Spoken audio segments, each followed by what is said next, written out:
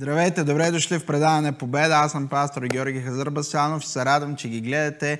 Продължавайте да ги гледате, да ги споделяте, да ни помагате да достигаме до всеки човек по лицето на земята. Така че нека заедно да работим за разширяване на Божието царство, когато споделяме всяко нещо. И вярвам, че всяко слово, всяко предаване, всяка дума дори в предаване Победа е живот променяща дума за тебе, за някой, който ни гледа. И сте благословени от това, така че нека да споделим това благословение и на останалите.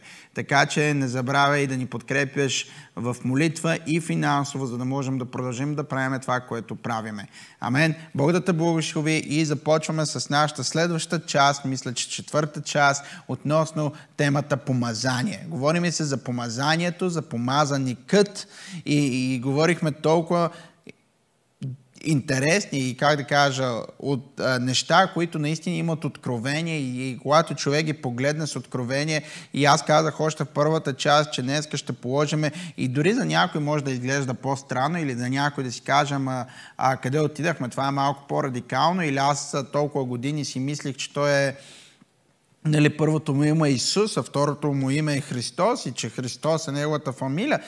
Не, всъщност Христос не е неговата фамилия, няма нищо общо с фамилията му, няма нищо общо с името му. Това означава на гръцки помазаникът и затова, че той е помазан от Бога, чието Бог изля духът си върху него. Така че тук говорим за неща основни и някой даже може би до сега си я мислям и той не дойде ли да ни спаси, да умре на кръста. Не, това не беше единственото нещо, за което той дойде и не беше неговото главно нещо. Неговото главно нещо, което докара нашето спасение, беше да проповядва помазанието, което беше върху него, защото самият той беше помазаникът. Тоест даде му се името на всяко друго име Исус, което е неговото име, но след това Бог го нарече Христос, което означава помазаникът, и това е този, който е помазан от мен, за да извърши делото ми на тази земя. Така че той беше тук да проповядва помазанието.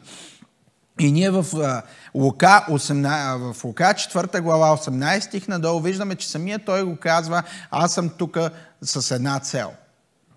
Да проповядвам на бедните, да проповядвам освобождение, да проповядвам изцеление, да проповядвам, да проповядвам на тия, които са в робство. И след това в Деяния на апостолите ние виждаме как самия Бог казва, самия Павел казва, и виждаме как самия той говори за това, че Христос и самия Петър, дори в този пасаж, в това, което се опитвам да кажа, или в Деяния на апостолите 10 глава, самия Петър казва: аз имам откровение за това, че помазаникът е тук и всичко, което ние правиме, го правиме чрез помазанието, което е нашия Господ Исус Христос.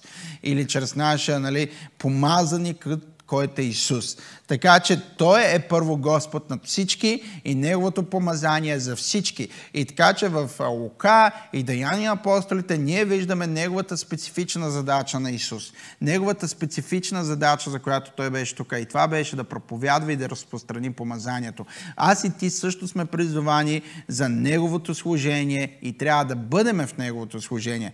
И нека да ви кажа, нека да отидем сега в Исаия 61 глава. Исаия 61 глава. Исаия 61 глава и там се казва: Духът на Господа Бог е върху мен, защото Господ ме помаза да благовестя на бедните. Това, което той чете в Лука, самия Исус, той хваща да прибира се от пустинята, отива в синагогата, хваща Словото, хваща Библията и точно намира този пасаж и започва да им го чете. И след когато приключва да им го чете, приключва да чете това пророчество, затваря го и казва: днеска всичко, което чухте, се изпълни пред вашите очи. Или той казва: това пророчество е изпълнено точно днеска. И какво е то? Духът на Господа е върху мен, защото Господ ме е помазал да благовестя на бедните. Така че основната задача на Исус на земята беше точно това: да даде помазанието, да проповядва помазанието, да благовества на бедните да излекува съкрушените сърца, да възстанови плените, да пусне на свобода затворниците, освобождаване от тъмницата и да проповядва годината на благоволението на нашия Господ и ден за отмъщение на нашия Бог, за да се утешат всички скърбящи. Така че, сега буквално ще го прочета. Духът на Господа е върху мен, защото Господ ме е помазал да благовестя на бедните, изпратил ме да излекувам съкрушените сърца, да възстановя на пленените свобода, на затворниците освобождени от тъмниците и да проповядвам година на благоволение на Господа и ден за отмъщение на нашия Бог, за да се утешат всички скърбящи, да дам на скърбящите в Сион и да им подаря украшения за главата вместо пепел. Или с две думи, това, което Исус прави, е точно това: да дойде помазанието, помазаникът Христос да дойде и да ни проповядва всички тези неща, да ни даде това помазание. И Словото доказва: на скърбящите да дам Сион, да им подаря украшение на главата вместо пепел, елей, радост вместо скръб, разкошни дрехи вместо отпаднал дух, и ще ги нарекат дъбове на правдата, насаждавани за прослава на Господа, и ще застроят вековните пустини и ще бъдат издигнати древните развалини и ще възстановя всяка пустиня и всякакви градове, които са били запустели във времето на отминалото поколение. Ето, чужденците ще се спасят. Чужденците ще пасат стадата ви и чужденците, синовете ви ще бъдат земеделци и лозари, а вие ще се наречете си свещеници на Господа и ще ви наречат служители на всемогъщия славен Бог. И ще използвате богатството на народите и вашата слава ще заеме мястото на тяхната. И вместо вашия позор ще получите двойна награда и вместо безчестие ще се радвате на вашия дял, защото ще наследите двойно в земята си и вечна радост ще бъде у вас. Или с две думи, това е, което Исус дойде да направи. Да освободи пленниците, да проповядва на бедните, да проповядва на тия, които са затворени, да проповядва на всеки, който е в тъмницата, и както и пророчеството тук казва, след това говори за нас, и продължава да говори за нас, за това, че ще ни даде двойна мярка, за това, че ще ни даде славата и вместо позор ще имаме слава и радост. Тоест, отделете време и изучавайте тези пасажи. Защото тези пасажи са животопроменящи наистина, ако вие получите откровения на тях. И буквално ще кажа това. Ако църквата, тялото Христово, тялото помазано, така наречено, буквално, тялото от помазаниците, не проповядва това, не проповядва на бедните, или с две думи, за да бъде по-радикален, не ходи в благословението на Бога и финансовата свобода и проповядва на бедните, благославя бедните, и след това не проповядва изцарение, не проповядва освобождение, не проповядва всички тези неща, не проповядва за славата на Бога, не проповядва за това, че ще имаш двойна мярка. Буквално това означава, че тази църква не е божествена църква, не ходи в пътя на Христос и не е Христова църква. За който както иска да ми се обижда, но истината е, че ние сме призовани точно за това. И ако някоя църква или някой вярващ не прави точно това и не се движи в това, буквално не е пример. Не следва Христос. Не следва примерът на Христос. Хората викат: аз искам да следвам примера на Христос. Църквите казват: аз ще следвам примера на Христос. И първото нещо, което отричат, е благословението и финансовата свобода. И в Лука, и в Исаия, следващите глави, ние виждаме, че точно пък първото, което църквата отхвърля, е първото, с което Исус и самия Бог започва. Да проповядва на бедните. Но това е, което първо църквата изхвърля. Тя отделя тази част от това помазание. И после вика, аз следвам Христос. Не го следваш. Ти следваш нещо твое, ти следваш някакви твои амбиции, ти следваш твоите си неща, защото си мислиш, че еди си кой какво ще си помисли, мислиш си, че хората ще кажат това, но Исус точно за това беше пратен. Да помогне на тези хора да бъдат в финансова свобода и след това да бъдат изцерени, възстановени, освободени, спасени, да имат двойна мярка, двоен дял, да имат помазанието, да имат славата на Бога, да вземат земите, за които Бог им е обещал, както се казва в Исаия малко по-надолу, да вземат славата на другите и да заживеят наистина живот на благословение. Така че аз не мога да разбера защо те го отхвърлят. Не мога да разбера защо те отхвърлят нещо, което Бог казва да следваме и да правиме. Така че, ако някой не спазва Лука 4 глава 18 стих, не прави това, за което Исус беше тук на тази земя, и ние не спазваме Лука и Исаия, нали, за стиховете, за пасажите, за които говорят, че Духът на Господа върху мене и ме помазал, за да мога да благовествам на бедните. Изпратил ме да излекувам съкрушените сърца, да възстановявам тези, които са с съкрушени сърца, да възстановявам пленните, да пускам на свобода затворниците, освобождаване от тъмници и да проповядвам годината на благоволение на Господа. Амен. Тоест, ако ние не правим това, ние не следваме Христос и не сме в Неговия пример и не вървиме натам, на където Той иска да вървиме. Разбирате ли за какво говоря? Така че, ако църквата не прави това, значи не следва примера на Христос и не е Христова и не е помазана.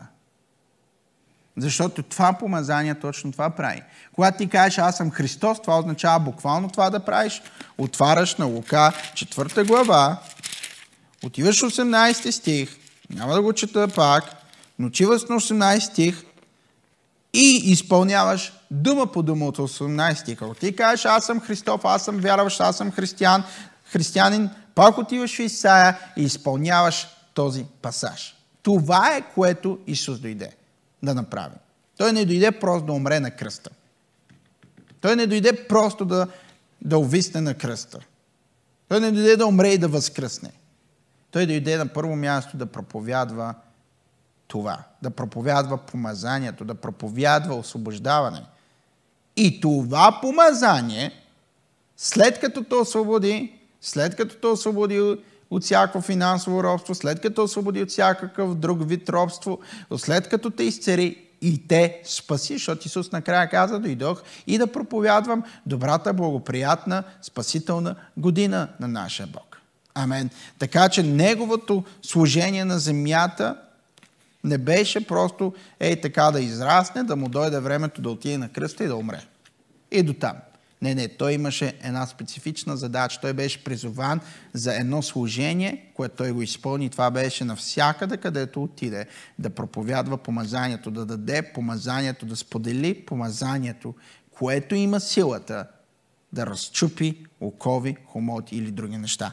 Така че, пак казвам, наистина, ако църквата в днешно време не проповядва тези неща, не говори за финансовата свобода, не говори за изцерение, не говори за освобождаване, не говори за освобождението, не говори за славата на Бог, не говори за двойната мярка, не говори за славата на Бог в твоя живот тук на тази земя, то тогава тя не е Христова. Това е, което Словото казва. Нали? Словото казва да имитираме Христос. Ако ще го имитираме, нека да го имитираме. Словото казва кой да имитираме? Христос. А какво означава Христос? Помазаникът. Да имитираме силата на помазанието, да имитираме това, което помазанието прави. И пак казвам, ние сме част от помазаното тяло. Ние сме част от Христовото тяло. Ние сме част от помазаното тяло и ние самите сме помазаници. Ние самите сме втрити в това помазание и имаме силата да извършим това, за което сме призовани. Така че аз и ти сме абсолютно призовани за същата работа. Така че един ден, когато то дойде откровение, като за мен в моя живот, аз казах, аз съм призован за същото, за което Исус е призован. Единственото, за което не съм призован, е да умра на кръста и да възкръсна. Тоест, в духа умрях и възкръснах, но не и физически. И сега, ако някой си казва, ти не знаеш ли стиха да се казва носи си кръста, нали? Това не означава да си носиш кръста и да бъдеш унижаван и да бъдеш дъното на обществото и да бъдеш мачкан и дявола да те побеждава. Да носиш кръста си означава да пазиш това помазание. Буквално. Не само да го пазиш, но да застанеш за ценностите и стойностите на това помазание, дори да ти коства разрушаване на твоя имидж.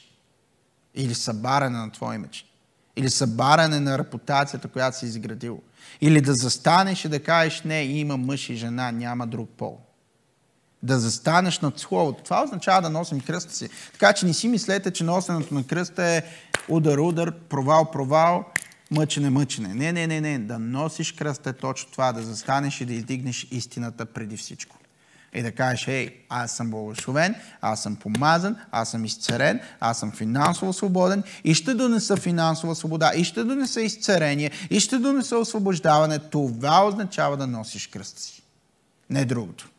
И пак казвам, ако ти си в църква, в която не се проповядва това, бързо гледай да излезеш. Не те съветвам да правиш разцепление, не съветвам хората да бягат от църква, но ако църква не проповядва тези неща и не стъпва на тези основи, това не е църква. Не следва Христос, не следва това помазание, няма го този помазаник там.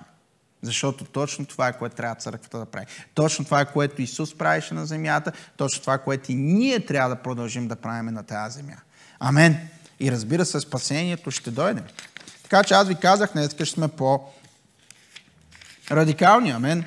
И вижте, нека да отиваме сега в Исаия 10 глава. И в този ден ще сваля бремето му от твоето рамо и хомотът му от твоята шия. И игото му ще се струши заради затлъстяването или помазанието. Затлъстяването означава помазанието. Струши. И вижте какво се казва. И в този ден, в кой ден? В който Исус получи откровение, той го получи в синагогата и казва, днес нататък това, което ви чета, се изпълни. Помазаникът дойде. Той му каза, вижте, аз вече не съм Исус Христос просто за вас. Аз съм Господ Исус, помазаникът за вас. С две думи, аз съм вашия Исус, помазанието, което почива върху вас.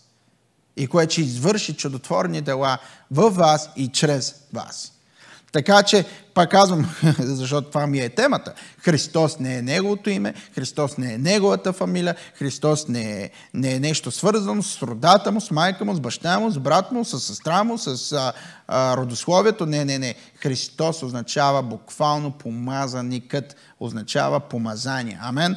Така че неговото име е Исус, името на всяко друго име, но и също така той е нашето помазание. Амен. Така че аз съм помазан. И затова се казва, и в този ден ще се свали бремето му от твоето рамо. Така че всяко бреме трябва да падне от твоето рамо. И пак казвам, това е, което църквата трябва да проповядва. Ако твоя пастор не говори за това и твоя пастор не говори за тези неща в твоята църква, или ти не ги говориш, ти не ги вярваш, ти не си стъпил на тази основа, бързо се върни и стъпи на тази основа, защото това е да следваме Христос и това е да носиме кръста си. Амен. Това е да можем да седиме в Неговото Слово и да извършиме Неговата воля. Много хора казват, аз не мога да разбера каква е моята воля на тази земя или какво Той иска да извърша. Преди всичко е ясно какво трябва да извършиш. Да проповядваш на бедните, да освобождаваш пленните, да говориш да проповядваш благоприятната Господна година, да освобождаваш ония, които са в окола, да поправяш съкрушени сърца. Това е, което трябва да правим. Преди всичко останало. Амен.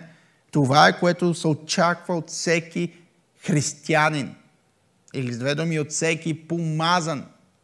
Защото християнин не е термин просто. Християнин е помазан или помазаници. И затова, пак казвам, ние сме изпълнена църква и в църквата има много помазаници. Всеки един в църквата е помазан. Всеки един в църквата е помазаникът. Защото той произлиза от помазаникът, защото той е християнин. Така че, пак казвам, християнин не е име, християнин не е или не е някакво име на Христо или Христо да е просто Христо. Напротив, Христос, буквално на гръцки, помазаникът. И в този ден ще се свали бремето му и от твоето рамо хомотът му, и от твоята шия игото му ще се струши заради затлъстяването или заради помазанието. Толкова голямо помазание ще дойде върху тебе, че в този момент всяка окова, всеки хомот, всяко иго ще падне. Ще се счупи. И вижте, гръцката дума за струшен не е просто счупен, защото и много хора, нали, го цитират така. И игото, и хомота, и веригите ще се счупат. От една страна не е така. Нали, от една е да, но от друга не е така. Защото не е просто да се счупи, защото ако нещо е счупено, ако хвана сега и счупа тази ръка на две, има как да се възстанови и може да бъде поправено. Обаче гръцката дума в този пасаж не е просто счупи, а унищожи, т.е. развали тотално. Направи го да изчезне. Т.е. Бог така направи нещата, че да няма шанс дявола да го възстанови обратно. Така че, когато нещо се счупи, можеш да го залепиш. Ако дръжката на чашата се счупи, можеш да я залепиш сега с някакво лепило, с лепенка или всичко. Но не е това, което Исус направи. Исус не е просто помазанието, Христос, помазанието, помазаникът не е просто счупи всяко иго от шията ти, не е просто счупи всеки хомот или бреме. Той го разруши, той го унищожи, той го направи на пепел, за да няма начин да бъде поправено, да няма начин да бъде възстановено, да няма начин отново да дойде. И затова се отказва в момент, в който ти си свободен и го повярваш и го получиш като откровение. Няма шанс да се върне. Не би трябвало да се връща. Ти си свободен от греха. Греха няма как да се връща. Не би трябвало да се връща. Ако се връща, защото ти правиш този избор, защото ти си избираш да се грешаваш. Ти може да избереш да не се грешаваш или да се грешаваш. И сега, нали, може някой да дойде, ние живеем в живот, ние живеем в път, ти не знаеш, няма безгрешен човек. Не, има безгрешен човек. Аз и ти сме безгрешни в Христос. И трябва да останем в Христос, за да продължиме да бъдем безгрешни. И трябва да останем в Христос, за да продължи нашите дела и действия и мисли да станат безгрешни.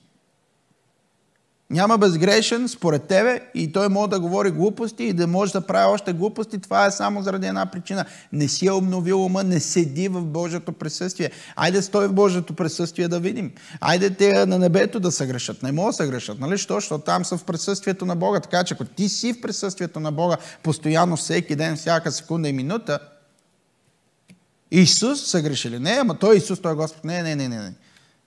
Той е Господ, така. Той е Бог. Но той на земята беше човек и всичко, което той извърши на земята, беше като човек, за да ни покаже, че аз и ти можем същото. И даже каза, всичко, което аз извърших, всяко безгрешно дело. Вижте, съгласявам се, че преди Христос няма безгрешен човек и всеки греши. Но след Христос вече не е така. Защото точно за това Исус дойде да изпълни закона. Исус дойде да ни помогне и да ни даде този стандарт. Преди това го нямахме, но след Христос го имаме. Спри да мислиш по-старому, спри да живееш в Стария завет и започни да живееш в Новия завет. Тоест, предполагам, разбираш какво говоря. Започни да живееш от ерата на благодата и от ерата на това, че Христос умря и възкръсна. Така че грехът е избор. И затова Словото казва, че Исаия и го пророкува, че когато помазанието дойде, разчупи това и го разкърти го това и го разчупи този хомот, унищожи го буквално, за да няма начин да се върне. И по същия начин грехът е победен в живота ти, не би трябвало да се връща. И ако се връща, помисли за живота си, помисли дали си обновил ума, дали си в неговото присъствие. Ама той е живот, ама той е работа, преди всичко Бог е на първо място. Преди всяко твое взаимоотношение, преди всички твои гаджета, преди всички твои филми, игри или каквото да е, Бог е на първо място. Преди работа ти. Много хора някак си по тенденция смятат неделята ден за Господа, през седмицата е ежедневието на живота. Не. И ако е така, за това ти си победен. Стани и кажи от днес нататък и понеделник, вторник, сряда, четвъртък, петък, събота. Ще бъде ден на Господа точно какъвто е в неделя. Каквото преживявам на църква, ще го преживявам всеки ден от седмицата. Ще съм в неговото присъствие, ще съм моля, ще го хваля, ще го издигам и преди всичко в неделя сутрин идвам на църква. И по същия начин направи седмица си. Преди работа, преди всичко в тази седмица, аз ще търся Бога и ще отдам първото място на Него. И ще видиш как животът ти ще бъде подреден. Иска се дисциплина, иска се семе, иска се да посееш нещо. Защото много е лесно да се оправдаем, ние сме хора, но то няма безгрешен, но той Бог знае, Бог да ни е на помощ, ще пробвам най-доброто си, ама и се втурва в живота. Не се втурва в живота. Не се влияе от този живот, не се влияе от този стандарт. Ама това е стандарт, ама това е нормално. Ама то е нормално сега да пробвам тази, онази, да пробвам него, другия, един път, втори път, пети път, или пък айде да излизам там и там и там, айде от това малко. Ти така отключваш много стандарти, които не са окей. Спри се, върни се в Словото, виж, че е стандарта и почни да го правиш. Тоест, пак казвам, преди времето ти с, ако щеш, любимия ти, любимата ти, с гаджето ти, с негаджето ти, с жена ти, с мъжа ти, преди филмите, преди работа ти, преди срещата ти с шефа. Защото когато нямаш време, обаче шефа звънне, ти си веднага там. Що? Защото той е шефа, защото той е Бог, защото от него зависи твоята заплата и всичко. А когато Бог ти каже, искам време с тебе, ти казваш, заед съм, не мога, имам това да свърша, онова да свърша, трябва да си взема ония неща, от спиди, от еконт, да поиграя, да направя това, да отида там, и в един момент, Господи ми, то стана 9-10, май ми се спи, айде малко време и това е грешката. Нямаш време нещо, защото вчера си проспал времето. Затова, преди това, защото ако шефа пък ти извъдне в такова заето ежедневие, с който и каквито и срещи да имаш, веднага ще ги отмениш, ще отидеш. Нека да не се лъжим, нали е така? Буквално ще го направиш, защото той е шефа. Ако си тръгнал на море и шефът ти извъдне, трябва спешно се върнеш. Искаш, не искаш. Сърда ти се насити заради семейството. Тоест и да ти сърди, ти ще се върнеш. Ама когато Бог поиска време някакси, или когато Бог ти каже, стой на моите ценности, вярвай за това, че си освободен, вярвай за това, че си изцарен, вярвай на моето слово, някакси нямаме време точно сега. Айде в неделя. Неделя е време на Господа. Аз в неделя служа и аз съм си служил за цялата седмица. Бог да ти е на помощ това мислене. Буквално. Това не е окей. Имам предвид, ние трябва да отдаваме на Бога първо място в живота си. И за това казвам, когато четеш от днес нататък думата Христос, не мисли за нечие име. Не мисли за фамилия. Мисли за това, че това е помазаникът, който е в тебе и ти си в него и този помазаник е втрит и излят в тебе. Буквално. И от днес нататък ти ще ходиш в пълна свобода поради помазанието. Трябва да проповядваш, Лука 4 глава 18 стих, Исаия 61. Тоест, да проповядваш всички тези неща. Така че, да струши, не е просто да го струши и да бъде поправимо. Той го струши един път за винаги. И за тлъстяване, всъщност се говори за помазанието. Толкова много помазание, че колкото и да е втрито, колкото и да е такова, той е направил слой от помазание.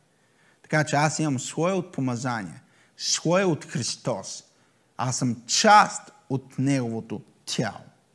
Не просто имам близост до Неговото тяло, не просто се допирам до Неговото тяло, но аз съм част от това помазание. Аз съм помазаникът за моя живот тук на това място в този момент. Защото Бог ме е помазал. Защото Духът на Бога е в мене. Амен. И как расте това помазание? Когато Христос расте вътре в теб. Когато Исус расте вътре в тебе. Когато Господ расте вътре в тебе, това помазание започва да расте, да расте, да расте и да расте. И ние виждаме как Святия Дух го изпълни със сила и той започна служението си. В Матей 3 глава, 16 стих ни говори за това как Исус бе кръстен. И Словото казва, че Святия Дух слезе върху него. Като гълъб. И нека само да отворя една скоба.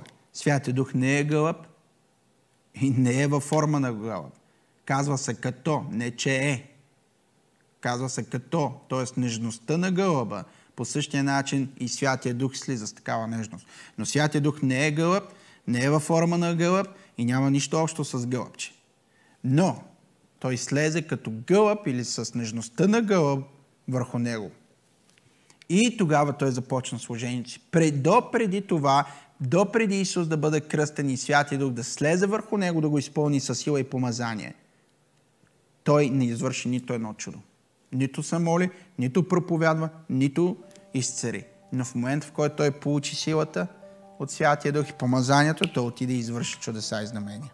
По същия начин и ние вече имаме силата на Святия Дух и помазанието на Святия Дух. Имаме и сме част от този помазаник, част от помазанието, част от Христос.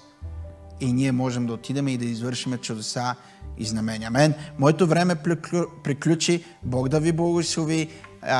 И не забравяйте да споделите това видео и вярвам, че сте били благословени и вярвам, че дори да било нещо ново за вас, вие ще стъпите на тази здрава основа и ще изградите вашия живот от днес нататък на една здрава основа, която ще даде дълготраен плод тук на тази земя, докато сте и ще докара спасение за вас, домът ви и хората около вас. Така че Бог да ви благослови и не забравяйте да ходите всеки ден чрез вяра. Здравейте! Благодарим ви от името на целия екип на Предаване Победа, че сте свързани с нас и ни гледате. Това послание достига до вас благодарение на църквата и партньорите на служението. Не забравяйте да се абонирате за каналите ни във Facebook, YouTube и Instagram на Джордж Хазарбасанов Ministries, за да може до вас да достига постоянно, безкомпромисното Божие Слово, което има силата да ви възстанови, изцери, спаси и снабди всяка ваша нужда. Стойте свързани и не забравяйте да ходите всеки ден чрез вяра.